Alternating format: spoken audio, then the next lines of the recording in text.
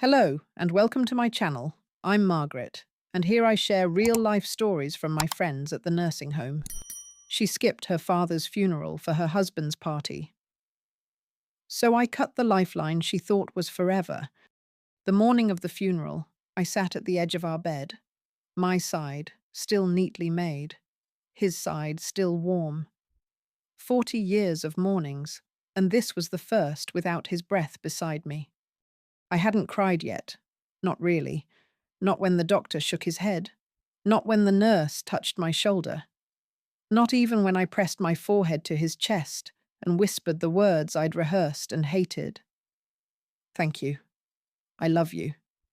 You can go. But that morning, what broke me wasn't his absence. It was hers. There was no knock on the door. No car in the driveway. No click of heels on the wood floor. I waited anyway, holding my coat in my lap like a child waiting to be picked up from school. I told myself maybe she was on her way. Maybe she had flowers. Maybe she had a speech written. But at 10:43 a.m., my phone buzzed. A photo. Karen, in a silver cocktail dress, smiling over a cake. Her husband, Brandon, standing behind her, smirking in his golf shirt. The caption read, "Happy birthday to my favorite person." That was it. No, sorry, I can't make it. No, Dad would have understood. No, I know this is hard. Just a photo of a party. A party. While I stood there with trembling hands, about to bury the man who gave her everything. I deleted the photo, but the sting stayed under my skin like a thorn I couldn't pull out. That was the moment something shifted in me. Not anger, not yet. Something quieter. Colder. Like a door clicking shut. Because I saw it then, so clearly. Karen hadn't just skipped the funeral. She had been skipping me for years. I met Alexander in 1978. I was 22, freshly fired from a diner job for refusing to flirt with regulars. He was already balding, already serious, already saving every spare dollar like the world might end tomorrow. I didn't fall for him instantly, but I trusted him, and that was rarer. He built the business from nothing, custom cabinetry, woodwork, later full remodels. I did the books, took the calls. We worked out of our garage with 2 borrowed saws and 1 rusted van. By the time Karen was born, we'd moved into a house with real stairs and a porch swing. We worked hard so she wouldn't have to. Piano lessons, dance, tutors, college tours before she even hit 10th grade. Alexander once joked we spent more time writing checks than sleeping. I remember one winter, she must have been 6. She threw a tantrum because the ski trip was to Vermont, not Colorado. Alexander bought new tickets the next day. "She's a good kid," he said. "She just knows what she wants." That became the refrain of our parenting. She knows what she wants. But we never asked what she valued. At 28, she married Brandon, a man who wore ambition like cologne and looked at my husband like a competitor. I had reservations. I voiced them once. Karen didn't speak to me for 3 months. "I'm not asking for your permission," she said, arms crossed in our kitchen. "Just your support. Try acting like a mother for once." I never made that mistake again. Instead, I helped them with the down payment, helped them furnish the home. When Brandon's first business tanked, we bailed them out. When Karen decided to pivot her career at 34, I covered her salary for a year while she found herself. I told myself I was helping them build something. But somewhere in those years, they stopped calling me Mom and started calling me Margaret. Alexander, bless him, never saw it. Or maybe he did, but chose not to. He adored her. That was the tragedy of it. He kept her photo on his desk, sent her articles about wood grain and business tips she never read. He called her every Sunday like a ritual. Half the time, she didn't answer. One Thanksgiving, When she arrived 2 hours late with a wine-stained blouse and a complaint about traffic, Alexander beamed and said, "There's my girl." That night, after dinner, I found him sitting alone on the porch, carving a small horse from scrap pine. "She used to like these," he said. "Remember? When she was little?" I did. I also remembered how she'd rolled her eyes earlier when he offered her one, said it smelled like a Home Depot aisle. But I didn't say that. I just sat beside him. Because love, sometimes, is letting the lie live a little longer. In the weeks after Alexander died, I received a flurry of polite condolences, old neighbors, suppliers, even a few clients. The church was packed. The air was full of lilies and whispered stories. Karen was not there. Not for the eulogy, not for the burial, not for the boxes I had to carry alone. She sent a card 5 days later. It arrived bent. The front said, "With sympathy." Inside, "Hope you're holding up. Let me know if you need anything. K." K, not Karen, not your daughter, not I love you. Just one initial. And silence. The first time I stood in the office after, it felt like time had stopped. Dust motes hung in the air like frozen snow. His coffee mug was still on the corner of the desk. One of his jackets, the grey one I always hated, still draped over the chair. I sat down and opened the books. Pages and pages of checks, invoices, and entries. And there it was again, Karen's name. Karen, consulting retainer, $2,000 per month. Karen, hobby vehicle allowance. Karen, business class travel, conference. Karen, bonus discretionary. It hit me like a wave. She was still on payroll. Still getting paid while I planned his funeral alone. Still using the company account to fly to marketing retreats. I didn't cry. I picked up a pen. And for the first time in my life, I wrote her name with a line through it. The next time I heard Karen's voice, it wasn't in person. It was through voicemail. She called the day after her monthly payment stopped. "Hey, so, just got a notice from Chase that the mortgage bounced. Not sure what's going on, but I assume it's a glitch. Call me?" "No, hi, Mom." "No, how are you?" Just confusion, annoyance, like the world dared to inconvenience her. I didn't call back. The second voicemail came 2 days later, sharper, quieter. I checked QuickBooks and, "My profile's gone. Please tell me this isn't about the funeral. I already said I was sorry." She never actually had. But Karen had a talent for rewriting history mid-sentence.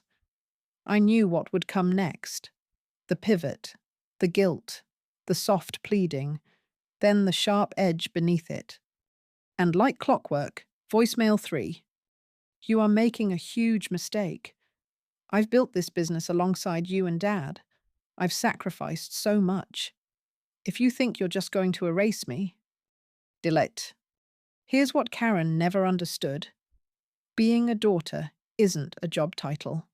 It's not something you're grandfathered into. And just because I spent my life lifting her up doesn't mean I had to let her drag me down. The business had been running on fumes since Alexander got sick. But I kept it afloat, paid the bills, managed the crew. Karen had barely shown up. She zoomed into board meetings once every 6 weeks, waved to contractors she didn't remember hiring, and took credit for contracts she hadn't negotiated. So I ended it. I made it formal, clean. I filed the paperwork. Karen Elaine Mathers was no longer an employee of Atwood Woodworks. I put the notice in an envelope and mailed it to the address I'd helped them buy. I included the mortgage co-signer revocation letter. I made sure every cent was cleanly severed. It felt awful. It felt like cutting off my own arm. But arms don't hold you when they only reach for your wallet. 3 days later, Brandon showed up at my door. He smelled like espresso and rage, wore a leather jacket that cost more than my monthly utilities.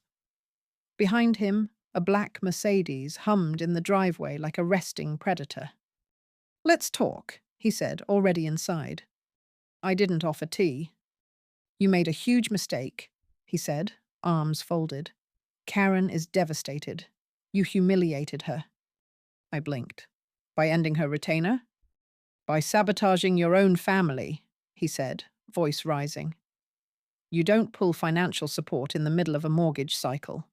Do you even realize what this does to our credit?" My voice stayed calm, but my hands clenched under the table.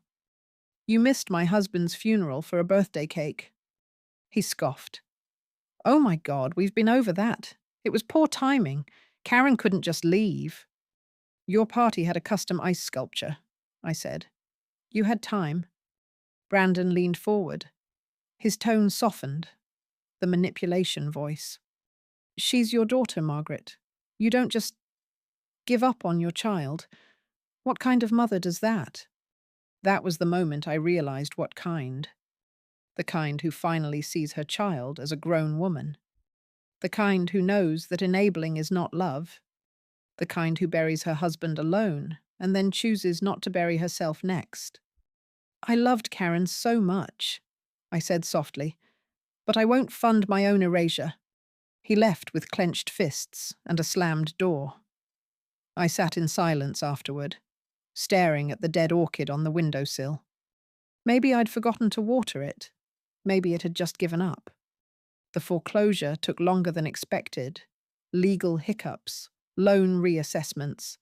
I didn't take pleasure in it, but I didn't stop it either. Not this time. Karen stopped calling. At first it was loud silence, a tantrum-sized void. Then it became something stranger. Distance. Months passed. Seasons turned. I started going on morning walks, volunteered at the local garden, baked again. Once, I found Alexander's old woodworking apron and pressed it flat. I nearly folded when I saw the initials sewn on the pocket. K-E-M. He made it for her. She never wore it. 6 months later, I saw Karen again. By accident. I was walking out of the library with a novel under my arm when I saw her across the street. She was in jeans, real ones, not the tailored $300 kind. Her hair was pulled back, and her shoes were scuffed. She was exiting a catering truck, one of those lunch vans that feed office workers. She held 2 trays and was squinting at a clipboard. She didn't see me. And I didn't say anything. I stood there, invisible and watching. She looked tired, and for the first time in years, real. The Alexander Foundation was formed one rainy Thursday. I sat in a lawyer's office with a folder full of savings and a single mission: to put Alexander's legacy somewhere it could grow. Not into another entitled hand, but into hands that needed it. We offered modest scholarships, travel stipends, grants for students in trade schools, aid for families dealing with terminal illness. It wasn't flashy, but it was honest. Alexander would have been proud. I signed the founding papers with a calm hand. Karen's name was nowhere in them. I received a postcard 4 months later. No return address. Just a few words, penned in tight script. "I didn't expect you to forgive me. I didn't expect to understand. But now I do." There was no signature. Just a pressed flower, taped inside. A daisy. She'd drawn one on her father's coffin when she was 5. I remembered because she cried when the wind blew it away. Now here it was again, taped to paper, no wind this time. I placed it in the drawer with Alexander's apron. The silence between us stretched for another year. No phone calls, no visits, no confrontation. I saw her once more. Briefly, through the dusty window of the hospice thrift store. She was folding jackets with the quiet efficiency of someone who'd learned humility the hard way. I didn't go in. I just stood there with a bag of old clothes clutched to my chest, watching as my daughter worked for minimum wage, organizing donated coats, while wearing one. It wasn't cruelty that kept me from speaking. It was the understanding that sometimes pain needs to echo before it's heard. That year I downsized. The old house held too many ghosts and not enough light. I sold it, quietly, and bought a cottage an hour outside the city. A place with a creaky floor and an herb garden. A fireplace that smelled like cedar and comfort. There was a walking path that looped behind the house and down past a frozen creek in winter. No one helped me pack. No one needed to. The movers asked if my children would be joining me. I just smiled and said, "No, just me now." For the first time in decades, my space was mine. I painted the kitchen soft green. I replaced the dining table with a smaller one. I hung the quilt Alexander's mother made on the wall, and every morning I lit a candle for him beside a jar of nails he used to collect from finished jobs. One night, as snow began to fall, I opened the folder again, the one marked Estate. Karen was still listed as my emergency contact. She was still on a few accounts I'd never closed, still lingering like fingerprints on a window I hadn't wiped clean. I opened my laptop and began the process of removing her. Not with malice, just with resolve.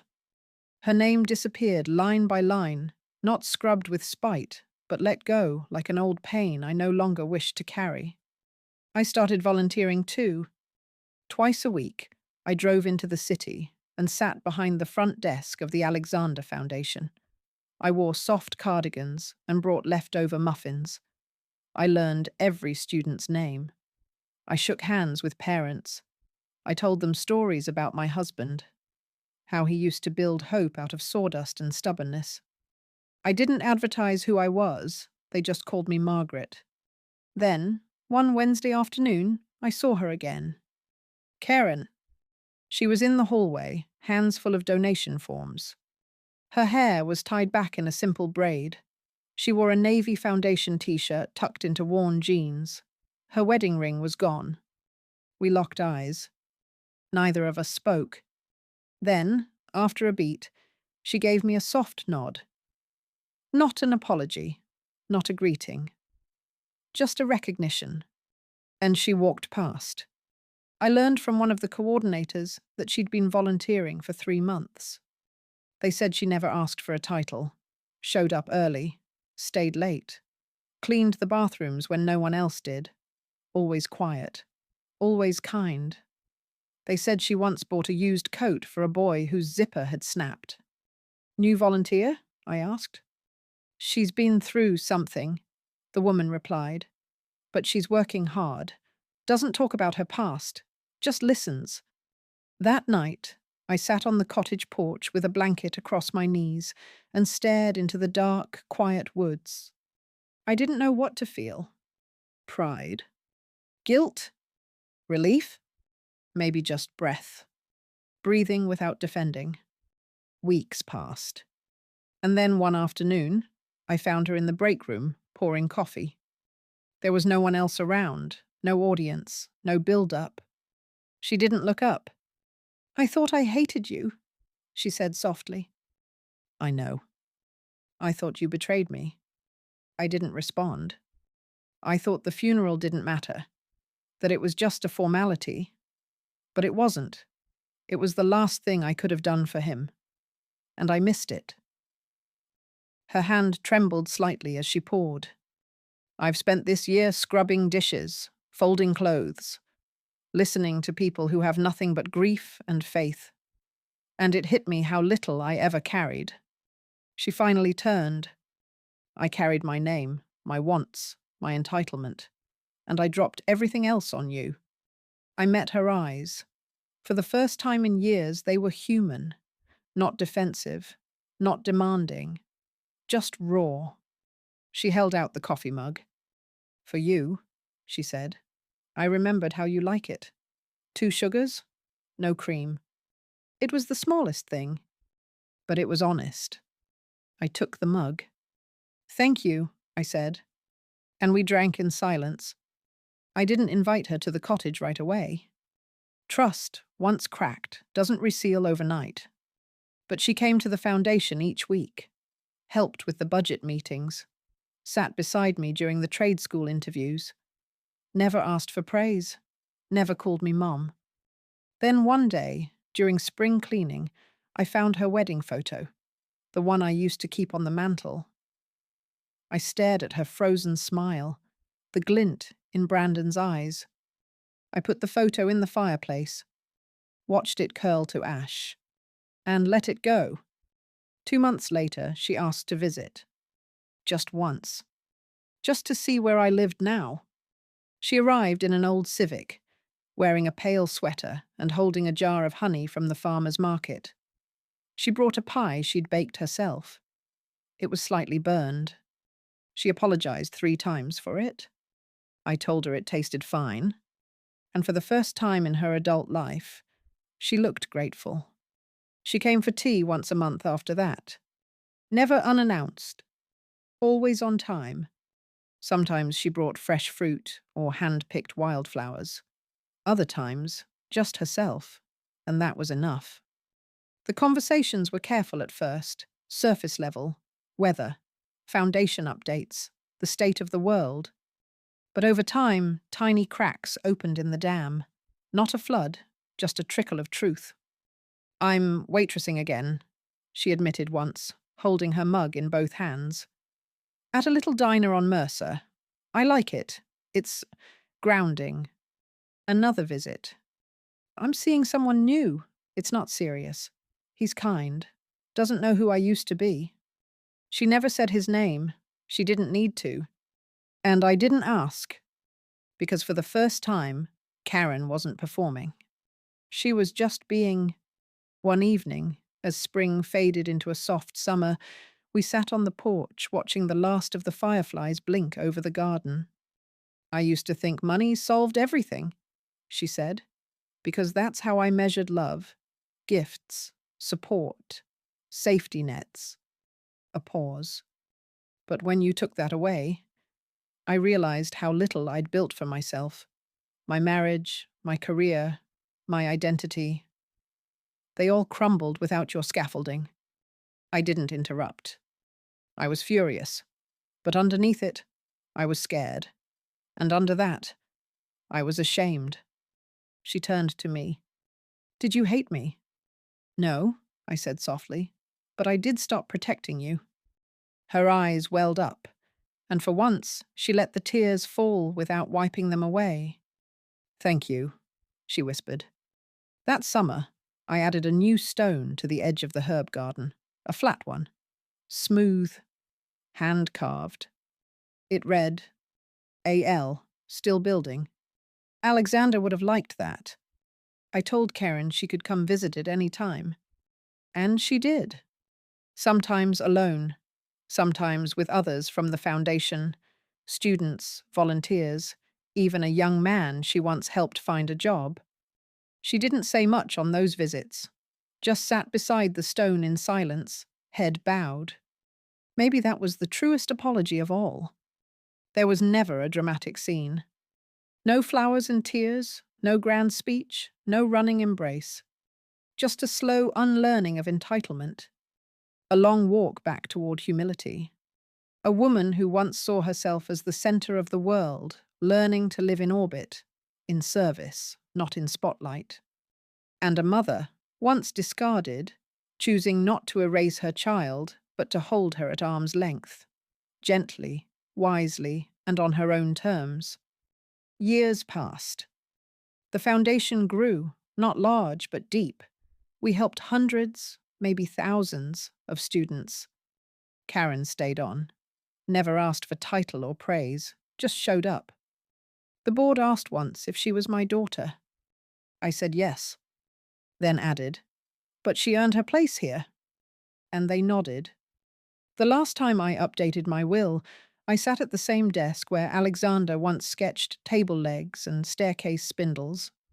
I added a new clause, one that stated plainly, "In the event that my daughter, Karen Mathers, continues in her service and humility without expectation or demand, She may inherit the rights to this cottage and a share in the foundation, as deemed appropriate by the board. Not a reward, not a bribe, but a quiet invitation to continue being someone better. This is not a story of revenge.